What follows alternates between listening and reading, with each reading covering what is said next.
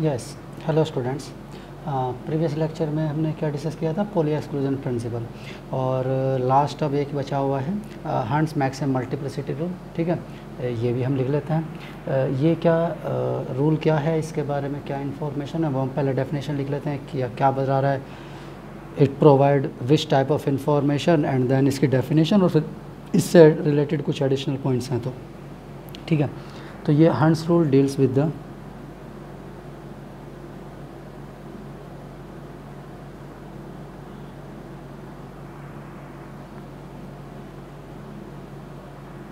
with the filling of electrons in to the orbital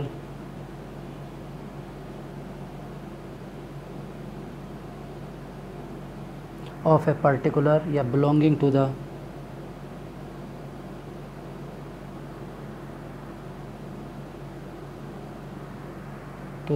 same subshell।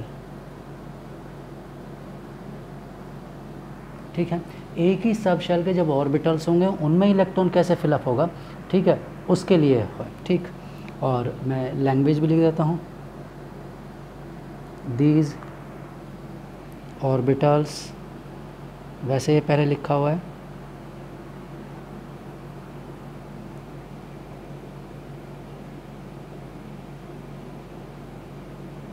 these orbitals have the same energy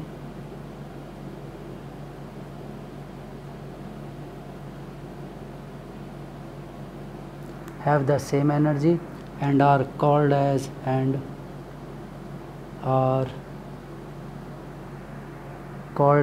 degenerated orbitals। Degenerate orbitals, वैसे ये पहले मैंने नाम लिखवाया हुआ है।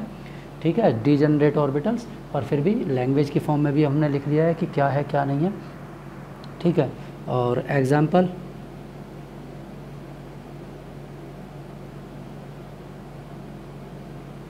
फॉर एग्ज़ाम्पल अगर हम बात करें P subshell, P subshell has 3 degenerate orbitals। ठीक है, whereas D subshell has 5, ठीक है, degenerate orbitals।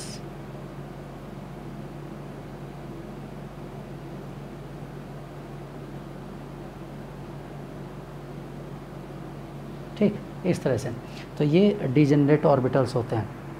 ठीक, अब ये डेफिनेशन क्या है वो लिख लेते हैं। हंट्स मैक्सिमम मल्टीप्लिसिटी रूल की, ये नाम भी क्लियर हो जाएगा मल्टीप्लिसिटी क्यों है। ठीक है, और रूल क्या है ये। हाँ, तो ये क्या कहता है, this rule states that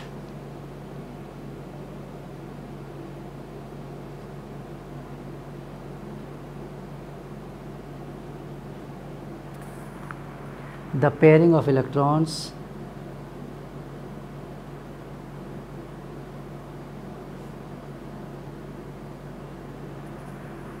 in the orbital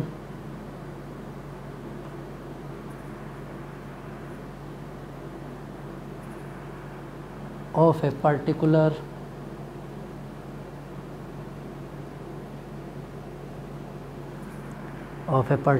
subshell, for example mainly P, D, F और G एट्सेट्रा। ठीक है, इस तरह से कोई भी एक पर्टिकुलर सबशेल होगा। Particular subshell does not take place until all the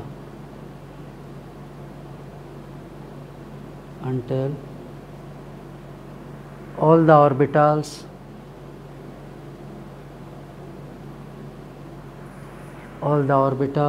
of the subshell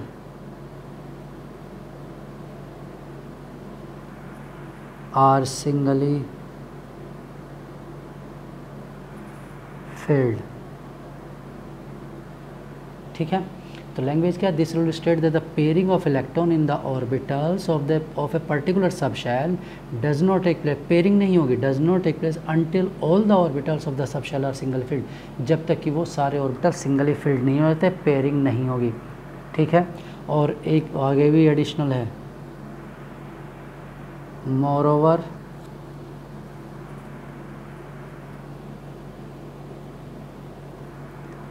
the singly filled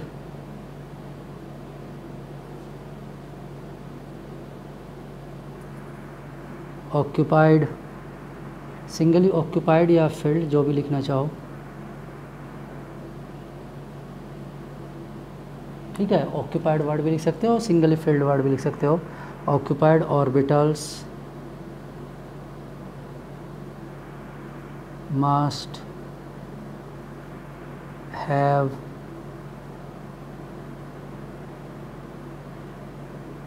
electrons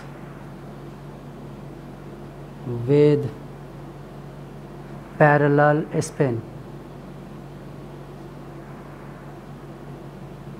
ठीक है, इसलिए इसे कहते हैं स्पिन मल्टीप्लिसिटी। ठीक है, हर्ट्ज मैक्सिमम मल्टीप्लिसिटी यानी पैरेलल स्पिन भी होता है, यानी सिंगली फील्ड होगा विद पैरेलल स्पिन होगा। ठीक, चलिए अब इसे एक एग्जांपल से समझ लेते हैं।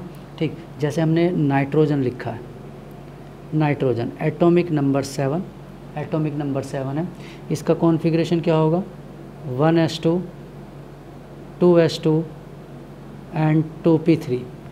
ठीक है, 2p, ये इसका इलेक्ट्रॉनिक कॉन्फ़िगरेशन है। अब अगर हम इस इलेक्ट्रॉनिक कॉन्फ़िगरेशन को क्या करें, इलेक्ट्रॉन्स की फॉर्म में शो करें, तो 1s क्या बताया था आपको, एक बॉक्स, ठीक, 1s2 2 इलेक्ट्रॉन्स, और पोली एक्सक्लूजन के अकॉर्डिंग क्या, दोनों का स्पिन अपोजिट, 2s ये भी एक box because 1 orbital is only there, 2 electrons, 1 is clockwise, other one is anti-clockwise, parallel मतलब opposite spin। Now the P has 3 orbitals, P has 3 orbitals and we have to put the 3 electrons in P। हमारे पास 3 electrons हैं, अब इन 3 electron कैसे put करेंगे, क्या आप इसे तीनों को एक ही ऑर्बिटल में रख दें, नहीं, 1 orbital can not acquire more than 2, poly exclusion principle है। दूसरा, इसमें आप क्या, चलो ठीक है 2 इसमें रख देते हैं, 1 इसमें रख देते हैं, नहीं, उसमें क्या लिखा हुआ है, pairing of electrons in orbitals of a particular subshell. एक पर्टिकुलर सबशेल के 3 ऑर्बिटल्स हैं, इनमें पेयरिंग तब तक नहीं होगी, does not takes place until all the orbitals of the subshell are single filled. यानी आपको पहले तीनों को क्या करना है, एक एक फिल करना है, तीनों में एक एक, और उसके बाद क्या करना है, more over the single field orbitals must have the electrons with parallel spin. यानी कि आप इसको इस तरह से लिखेंगे, पैरेलल पैरेलल पैरेलल स्पिन। ठीक है, इस तरह से लिखेंगे, क्लियर। या आप इसे ऐसे भी लिख सकते हैं,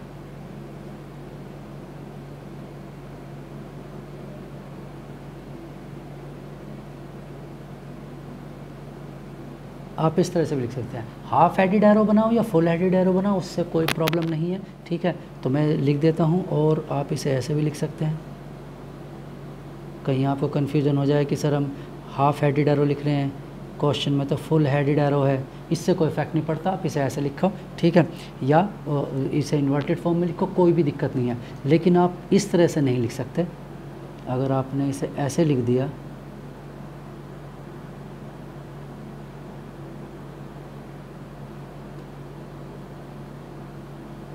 ये रॉन्ग,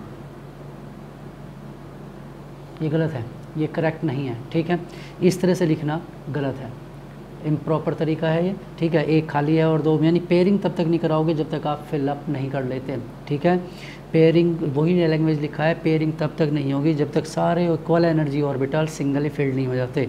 इक्वल एनर्जी ऑर्बिटल या किसी भी एक सब शेल के ऑर्बिटल सिंगली फिल्ड नहीं हो जाते। पेयरिंग तब करोगे, जैसे नेक्स्ट वाला एटम ले लेते हैं हम, और नाइट्रोजन के बाद क्या है, ऑक्सीजन है। ऑक्सीजन ले लेते हैं, oxygen atomic number 8, 1s2 2s2 2p4, ठीक है। तो 1s2 2 electrons, 2s2 2 electrons and now 2p4 2p4, ठीक, मीन्स 1 इलेक्ट्रॉन 2 इलेक्ट्रॉन 3 इलेक्ट्रॉन और 1 मोर, यानी अब ये सिंगली फिल्ड हो गए। Now you can pair up, अब आप इसे पेयर कर सकते हैं, ठीक, किसी को भी पेयर कर सकते हैं, कोई प्रॉब्लम नहीं है। आप फर्स्ट को पेयर करिए, सेकंड को पेयर करिए, थर्ड को पेयर करिए, कोई प्रॉब्लम नहीं है, ठीक है। आप तीनों मतलब इन्हें पैरेलल स्पिन होनी चाहिए, जैसे ये लिखा है, या तो इस तरह से पैरेलल हो या इस तरह से पैरेलल हो, ये करेक्ट है, या ऐसे लिख सकते हो, ये सब करेक्ट है, लेकिन ये इनकरेक्ट है, आप ऐसे नहीं लिख सकते ऐसे, ठीक है, क्लियर, इस तरह से नहीं लिख सकते। या मैं और लिख कर दिखा देता हूँ, आप ऐसे भी नहीं लिखेंगे,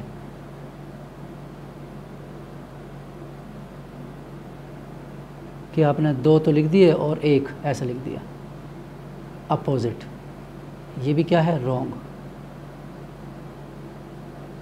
ये भी गलत है, ठीक है, फॉल्स है, इनकरेक्ट है, आप इसे ऐसा भी नहीं लिख सकते। मतलब ये तीनों को ही पैरेलल स्पिन लिखना पड़े। अब इसे पैरेलल स्पिन से क्या बेनिफिट है वो अभी हम डिस्कस करेंगे, या सिंगली होने से, ठीक, या इस तरह से, ये ठीक, क्लियर, ये हुआ। अब जैसे हम बात करें इसकी एक्सेप्शंस वाले बात करें, वो भी हंस रूल से ये एक्सप्लेन हो जाता है कि एक्सेप्शंस क्या है क्या नहीं है, ठीक है। मतलब वो एक्सेप्शंस किस तरह से, क्रोमियम है, कॉपर है, तो वो क्या होते हैं, उसमें स्टेबिलिटी कैसे एक्सप्लेन करते हैं उसकी, ठीक है। तो वो अभी हम लिख लेते हैं, ये क्लियर हो, ठीक। तो यहाँ पर ये P3 और भी कोई कॉन्फ़िगरेशन लिखोगे तब भी उसमें भी ऐसे ही होगा, ठीक है। लेकिन आपको बस वही ध्यान रखना है कि सिंगली, पहले जैसे D सब शेल की बात करेंगे उसमें भी ऐसे ही होगा। मान लो कोई एग्जांपल लिया, चलो हमने और थोड़ा सा बड़ा एग्जांपल ले लेते हैं, ज़्यादा एटॉमिक नंबर का, आयरन 26, ठीक है। तो आयरन 26 क्या होगा, 1s2 2s2 2p6 3s2 3p6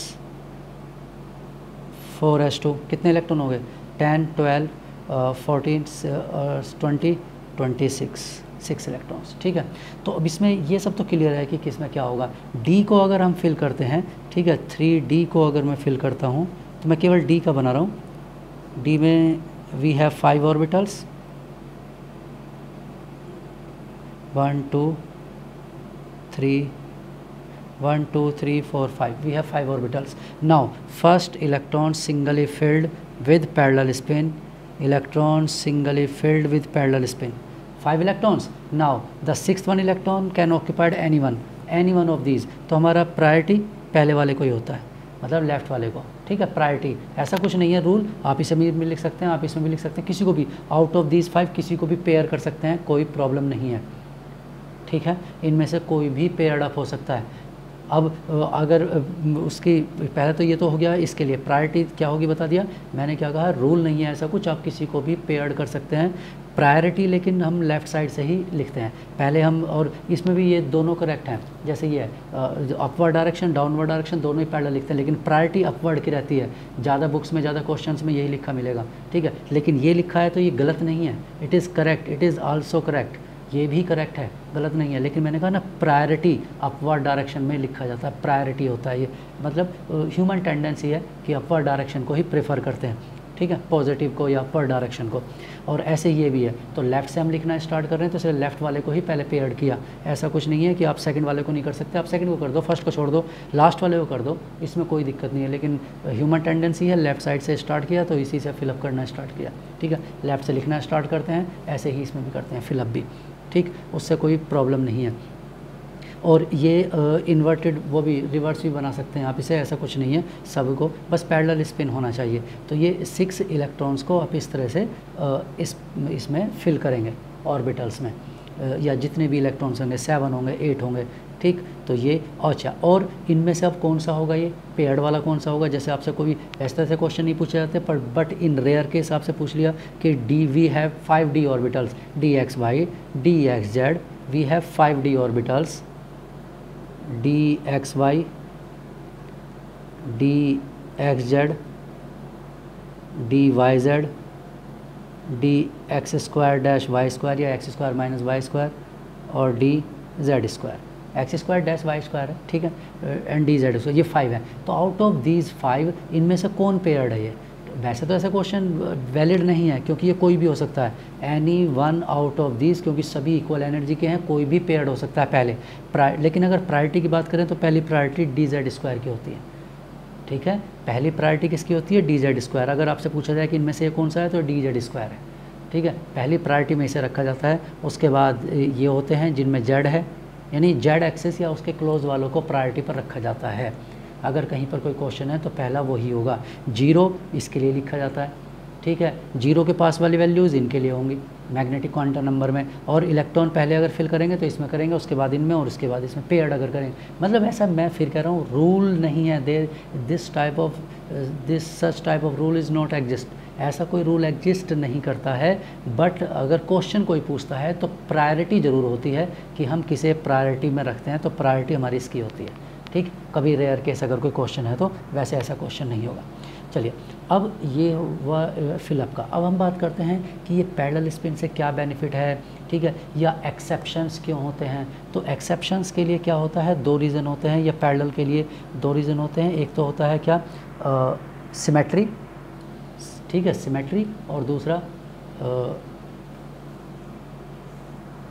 explanation, exceptions,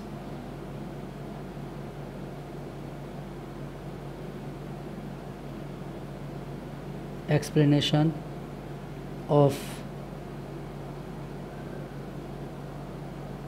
exceptional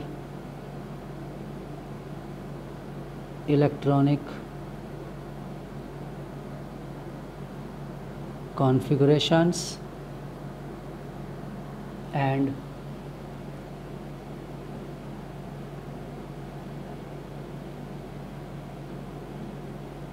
arrangement of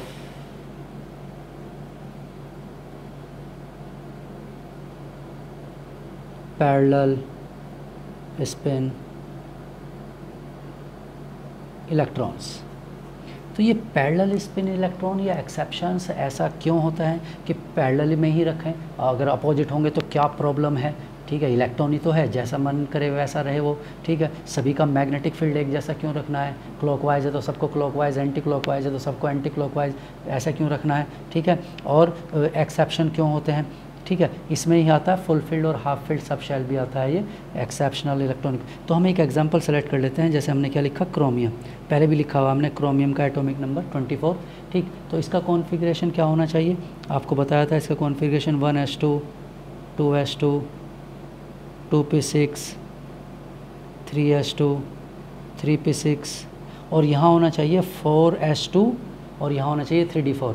लेकिन होता क्या है, 4s2 3d4, लेकिन इसका एक इलेक्ट्रॉन इधर जंप कर जाता है, 1 इलेक्ट्रॉन जंप्स, एक इलेक्ट्रॉन इधर से इधर जंप कर जाता है, and became 1s2 2s2 2p6 3s2 3p6 3d5 4s1, ठीक है।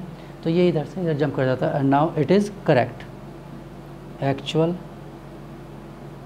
करेक्ट इलेक्ट्रॉनिक कॉन्फ़िगरेशन, EC मतलब इलेक्ट्रॉनिक कॉन्फ़िगरेशन, ठीक, electronic configuration EC electronic configuration. तो ये इसका करेक्ट कॉन्फ़िगरेशन होता है। अब अगर हम इसे D4 को या D5 को कंपेयर करें तो आप यहाँ ध्यान से देखिए, D4 1 2 3 4, ये D4 है, 3d4। और अगर 5 को ड्रॉ करें,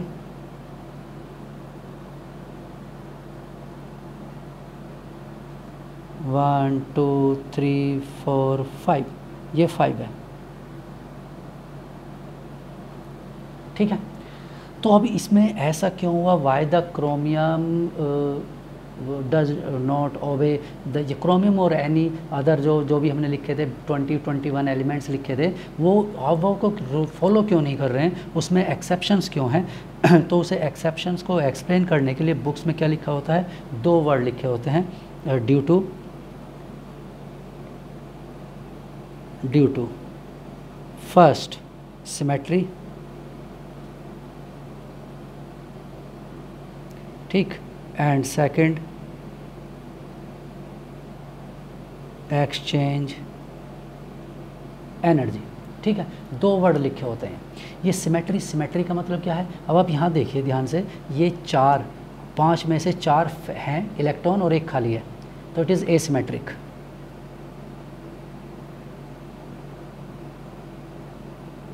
लेकिन यहाँ 5 के 5 क्या हैं, भरे हुए हैं, मतलब सभी भरे हुए, मतलब हाफ फील्ड है, मतलब सभी के पास एक इलेक्ट्रॉन है, तो ये सिमेट्री है। तो एक एक्सप्लेनेशन तो साइंटिस्ट ये लिखते हैं कि symmetry is more stable then asymmetry. ठीक है, सिमेट्री का क्या होता है, more stable, symmetry is more stable then asymmetry. Obviously जहाँ पर भी, इसमें क्या थियोरेटिकली क्या प्रैक्टिकली भी, नॉर्मल मतलब इलेक्ट्रॉन वाइटम छोड़ दीजिए, सिमेट्री, जहाँ पर भी सिमेट्री होगी, ठीक है, वहीं ज़्यादा स्टेबिलिटी मिलेगी जहाँ सब कुछ एक जैसा होगा। ठीक है, तो जिन कंट्रीज़ में अब रियल में अगर बात करें, तो जिन कंट्रीज़ में सभी एक जैसे हैं, मतलब कोई बहुत ज़्यादा डिफरेंस नहीं है इकोनॉमी का, पीपल्स के बीच में या इनकम का, वो कंट्रीज़ ज़्यादा स्टेबल होंगी रादर दैन जहाँ पर बहुत ज़्यादा डिफरेंस है। ठीक है, कि एक बहुत ज़्यादा पुअर है और एक बहुत ज़्यादा रिच है, तो जहाँ डिफरेंसेस ज़्यादा होंगे वहाँ पर क्या होगा, एसिमेट्री होगी, वहाँ लड़ाई झगड़े या क्राइम ज़्यादा रहेगा। ठीक, लेकिन जहाँ सिमेट्री होगी, अब सभी के पास ही पैसा है, सभी के पास है, तो फिर क्राइम होने का चांस कम हो जाता है। ऐसा नहीं कह रहे कि क्राइम नहीं होगा, लेकिन symmetry is comparatively more stable, symmetry को मोर स्टेबल कहा जाता है। जहाँ सब कुछ एक जैसा है वहाँ स्टेबिलिटी ज़्यादा है रादर दैन सेकंड। ठीक है, यानी एसिमेट्रिकल। तो ये हम ये नहीं कह रहे कि हर बार ये करेक्ट होगा, ये साइंटिस्ट का थॉट है कि जहाँ सिमेट्री होती है वहाँ स्टेबिलिटी ज़्यादा होती है, इसलिए वो ऐसा कर रहा है। ठीक है, इसके अकॉर्डिंग। दूसरा exchange energy.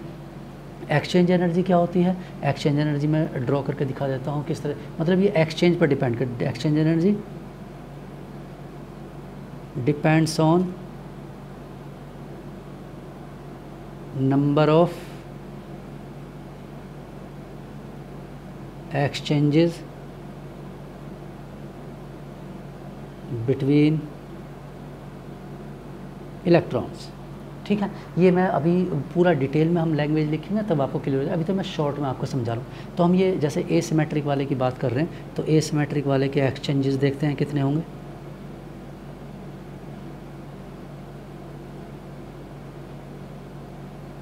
One, to, three, 4, इसके एक्सचेंज देखते हैं कितने होंगे। ये इसके साथ एक्सचेंज हो सकता है, इसके साथ हो सकता है, और इसके साथ, यानी ये 3 एक्सचेंजेस कर सकता है। यानी ये एक्सचेंज का मतलब है उसकी पोजीशन को ऑक्यूपाइड कर सकता है। ये 2 एक्सचेंज कर सकता है इस तरह से, एक इसके साथ, एक इसके साथ, और ये 1 एक्सचेंज कर सकता है इसके, यानी टोटल 3 to 5 6, 3 + 2 + 1 टोटल 6 एक्सचेंजेस। ठीक है, टोटल 6 है। अब जरा हम बात करते हैं सिमेट्रिकल वाले की।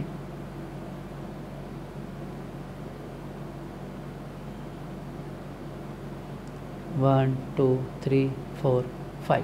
ठीक है, तो ये कितने, 1, 2 के साथ 3 और ये 4, ये 4 के साथ एक्सचेंज कर सकता है।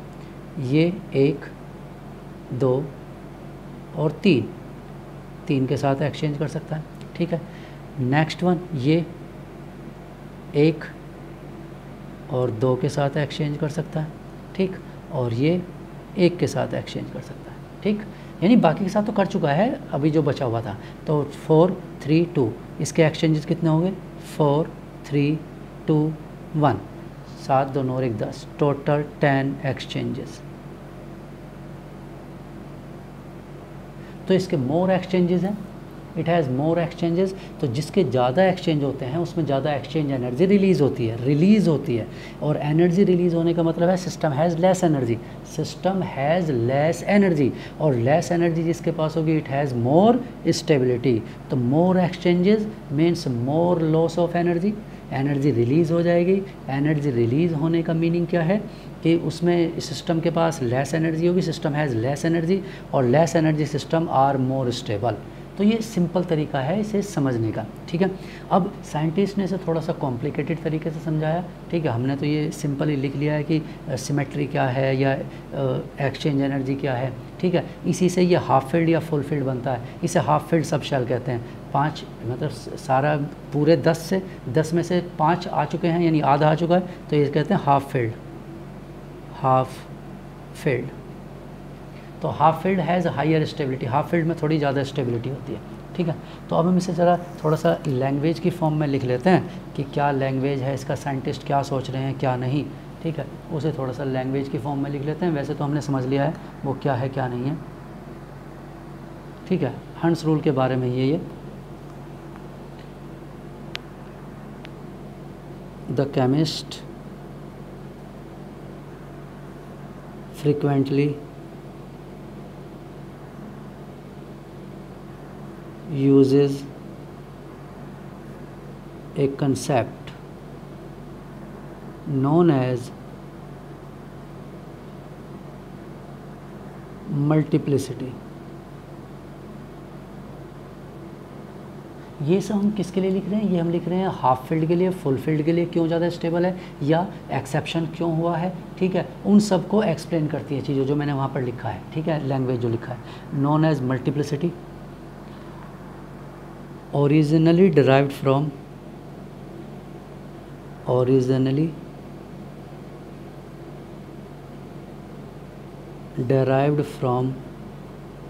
कहाँ से मिलता है हमें? स्पेक्ट्रम से। Derived from the number of lines shown in spectrum in a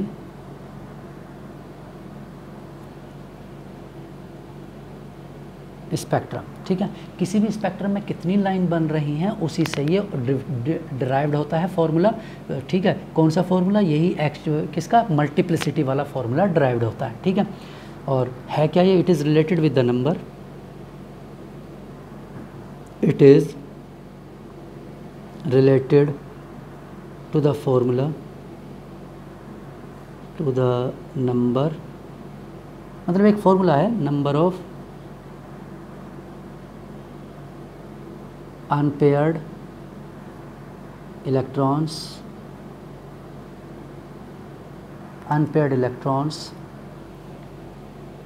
and in general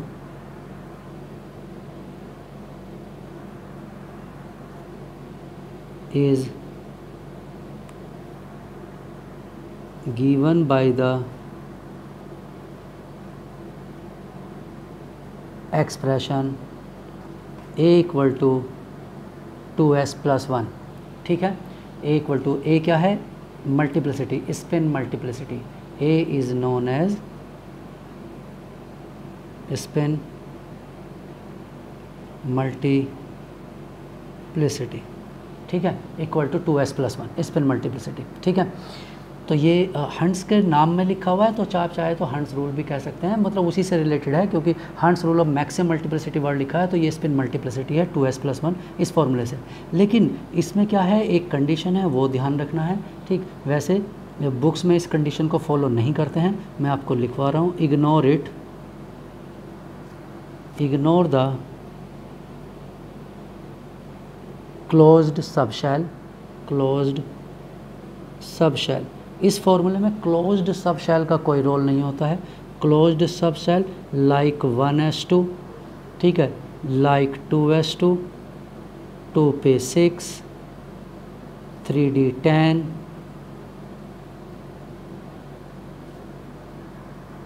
4f 14, ठीक है, एंड 5g, मतलब इसके बाद क्या होगा, 14, 18 एटसेट्रा। ठीक है, इनके लिए यूज़ नहीं होता है। यानी कि ये 2s+1 केवल अनपेयर्ड इलेक्ट्रॉन्स के लिए। लेकिन क्या करोगे, कुछ नहीं कर सकते। क्यों? क्योंकि बुक्स में आपको 2s+1 का सॉल्व करने के लिए कहा जाएगा, और वो भी किसके लिए कहा जाएगा, 2p6 के लिए कहा जाएगा, 3d10 के लिए सॉल्व करने के लिए कहा जाएगा। ठीक है, तो वो गलत क्वेश्चन ही गलत है। मतलब उन्हें पता ही नहीं है, जिन्होंने क्वेश्चन ड्राइव्ड किया है उन्हें यही पता नहीं है कि 2s+1 किसके लिए होता है, अनपेयर्ड इलेक्ट्रॉन्स के लिए है, ये पेयर्ड वालों के लिए है ही नहीं। इस फॉर्मूले को लिखा हुआ है क्लियरली, जिसने ये फॉर्मूले लिखे हैं उन्होंने ही क्लियरली लिखा है कि इग्नोर दिस फार्मूला या ignore this formula for the close सब शेल्स, उनके लिए इग्नोर कर देना है। लेकिन फिर भी ज़बरदस्ती क्वेश्चन मिलेंगे, कोई बात नहीं, क्वेश्चन बना दिया है तो हम उसे सॉल्व कर लेंगे उसके तरीके से ही, जैसा वो सोच करके बना रहा है वैसे ही हम भी गलत सोच करके उसको आंसर सॉल्व कर देंगे, उसमें कोई प्रॉब्लम नहीं है। ठीक है, लेकिन अगर करेक्ट सोचेंगे तो फिर तो वो ऑप्शन, मतलब वो क्वेश्चन ही इनवैलिड है। ठीक है, और यहाँ एस क्या होता है, वेयर एस, ठीक, is equal to the summation S, ये एस समेशन एस होता है। और एस की वैल्यू आपको लिखवाया हुआ है, क्या होती है, एस की वैल्यू होती है हाफ, लिखवाया हुआ है ना, S is equal to half. ठीक है, S has only one value, S has only one value, क्या होती है, हाफ। आपको ये लिखवाया हुआ है स्पिन क्वांटम नंबर में। तो उन हाफ, हर ईच अनपेयर्ड इलेक्ट्रॉन की वैल्यू क्या होगी, हाफ। मान लो एक अनपेयर्ड है तो सिर्फ हाफ हो गया, 2 अनपेयर्ड है तो हाफ प्लस हाफ, 3 अनपेयर्ड है half plus half plus half, 4 unpaired है half plus half plus half plus half, इस तरह से होता है। ठीक है, जैसे अभी हमने जो किया था, जैसे ये है, ठीक, जैसे इसके लिए half plus half plus half plus half, 4 times half होगा तो कितना हो जाएगा, मतलब 4 इंटू हाफ यानी 2 हो गया, 2 और 2 + 1, मतलब 2 इंटू 2 + 1, फॉर्मूला 2s+1 है ना, तो 2 इंटू 2 + 1 टोटल कितना होगा, 5। अब इसके लिए सॉल्व करो, ये 5 टाइम्स है यानी 5/2, तो ये 5/2 है, 5/2 इंटू 2 कितना हुआ, 5 और +1 यानी 6, तो इसका आंसर कितना आता है, 6 आता है, और इसका आंसर कितना आता है, 5। तो इसका 5 आ रहा है, इसका 6 आ रहा है, तो इसमें स्पिन मल्टीप्लिसिटी क्या है, ज़्यादा है, it has more spin multiplicity. ठीक है, तो इसमें ज़्यादा स्पिन मल्टीप्लिसिटी है, तो इसी से ही कैलकुलेशन होते हैं। ठीक है, तो ये अब क्लियर लिख लिया हमने, वेयर एस क्या वैल्यू है।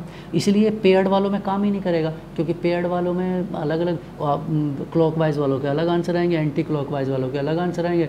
ठीक, तो वो मैंने कहा ना, इग्नोर कर देना होता है उसमें। ठीक, तो हंस रूल मैक्सिमम मल्टीप्लिसिटी। अब हंस रूल क्या है, अब स्टेटमेंट हम पढ़ लेते हैं एक बार फिर से। हंस रूल ऑफ मैक्सिमम मल्टीप्लिसिटी, तो इसका हम मीनिंग समझ रहे हैं कि मैक्सिमम मल्टीप्लिसिटी है क्या। तो maximum multiplicity states that the ground state of an atom, ध्यान रखना ये सब न्यूट्रल के केस में बात कर रहे हैं, न्यूट्रल इसलिए एटम वर्ड लिखा है। ठीक है, एटम विल बी, आयंस वगैरह में ये नहीं होता है, एटम न्यूट्रल। ठीक है, will be the one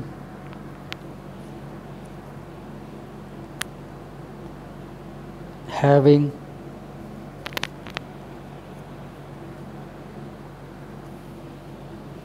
will be the one having the greatest multiplicity। ठीक, और ग्रेटेस्ट मल्टीप्लिसिटी का मतलब क्या है, the value of the greatest value of s, value of s। ठीक है, मतलब वो कहता है कि हंस रूल और मैक्सिमिटी स्टेट का क्या है, ground state of atom will be that one, मतलब किसी भी एटम का वो ग्राउंड स्टेट होगा, यानी क्रोमियम का ये ग्राउंड स्टेट नहीं होगा, it is not ground state of chromium. क्यों? क्योंकि इसमें स्पिन मल्टीप्लिसिटी कितना आता है, ए की वैल्यू क्या आती है इसमें, ए की वैल्यू कितनी आती है 2 इंटू 2 + 1 यानी 5, ये नहीं होगा। और इसमें क्या आता है इस कॉन्फ़िगरेशन में 3d5 है, 3d5 है तो इसकी कितनी आएगी स्पिन मल्टीप्लिसिटी 5/2 इंटू 2 + 1 यानी कि 6, इसमें 6 आती है। तो इस केस में 6 है तो ये ज़्यादा है, तो वही लिख रहा है। तो it is the ground state of chromium, ground state of chromium, ये करेक्ट है, ये रॉन्ग है, ये इट इज़ रॉन्ग। ठीक, एक्चुअल करेक्ट इलेक्ट्रॉनिक कॉन्फ़िगरेशन ये है, तो वही लिख रहा है। हंस रूल यही कहता है, मैक्सिमम मल्टीप्लिसिटी का मीनिंग ही है कि ऐसा इसकी वैल्यू ग्रेटेस्ट होनी चाहिए। ठीक है, अब इसमें क्या होता है, लैंग्वेज भी मतलब क्यों ऐसा कर रहे हैं उसका कुछ थोड़ा ट्राई कर रहे हैं साइंटिस्ट से एक्सप्लेन करने का।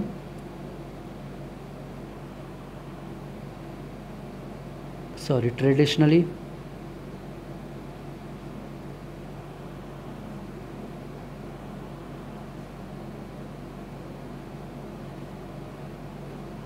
Hund's rule has been